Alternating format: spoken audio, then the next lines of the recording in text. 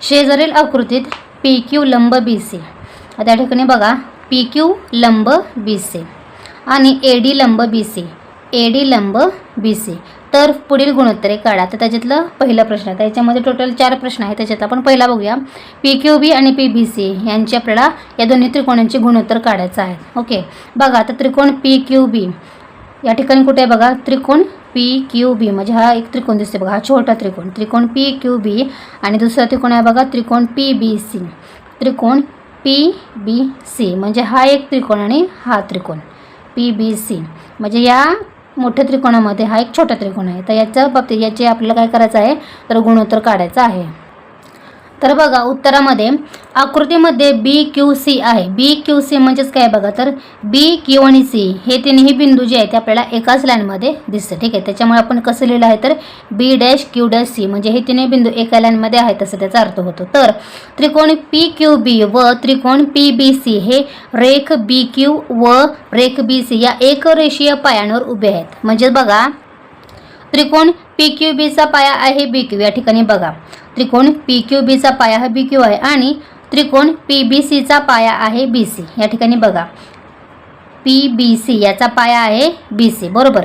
म्हणजेच आता बघा या दोन्ही त्रिकोणांचे जो पाया दिसतो तो आपल्याला एकाच रेषेवर म्हणजे एकाच लाईनमध्ये दिसतोय. ठीक आहे, या एकाच रेषेमध्ये या दोन्ही त्रिकोणांचा पाया आहे, BQ आहे आणि BC आहे, बरोबर.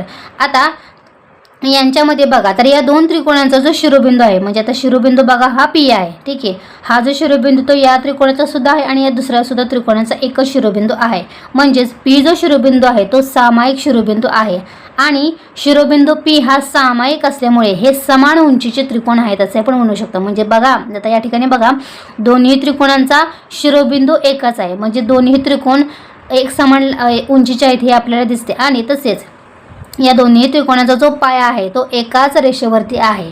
म्हणजेच काय आहे, तर तो आपल्याला गुणधर्म माहीत आहे. कोणता गुणधर्म बघा, समान उंचीच्या त्रिकोणांची क्षेत्रफळे त्यांची संगत पायांच्या प्रमाणात असतात. ओके, तर हा गुणधर्म जो आहे तो आपल्याला या ठिकाणी बघा त्यांच्या आहे. ठीक आहे, समान उंचीच्या त्रिकोणांची क्षेत्रफळे त्यांच्या संगत पायांच्या प्रमाणात असतात. आता ती जी दोन गुणोत्तर आहेत ती आपण लिहूया. म्हणजेच A ऑफ त्रिकोण PQB छेद A ऑफ त्रिकोण PBC.